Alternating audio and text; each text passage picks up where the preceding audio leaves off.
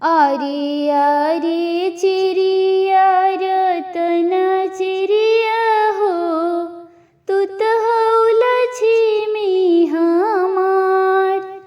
ऐसन चित्र उरे हनु हो, राम जी जई लो भाई।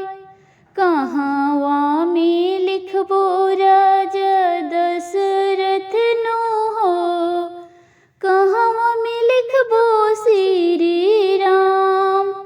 कहवा में लिखबो छत्तीस रंग हो, राम जी जई लो भाई।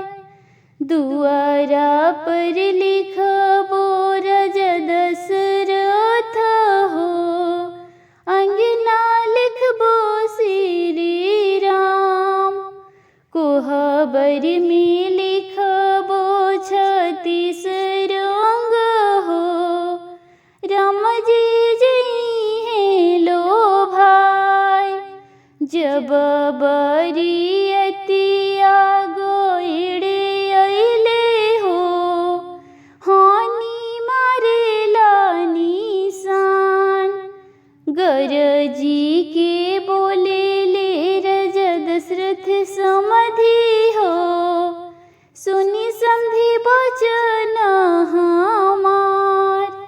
अरे ऐसन चित्र उरे हेला हो, राम जी गए लो भाई।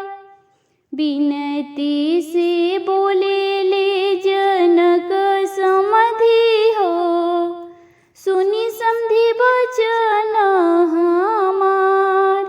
अरे हमरो जे चिरिया रतन चिरिया हो, जिने है लक्ष्मी हमार।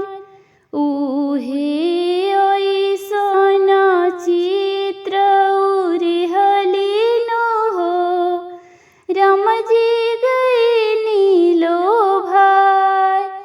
दान नाही लेबो दहेजवानु हो, रुपया लेबो हजार। एक नाही छोड़बो रतन चिरिया हो, जिनी है लक्ष्मी हमार। बिनती से बोले ले राजा दशरथ समधि हो, सुनी समधि बचन हमार।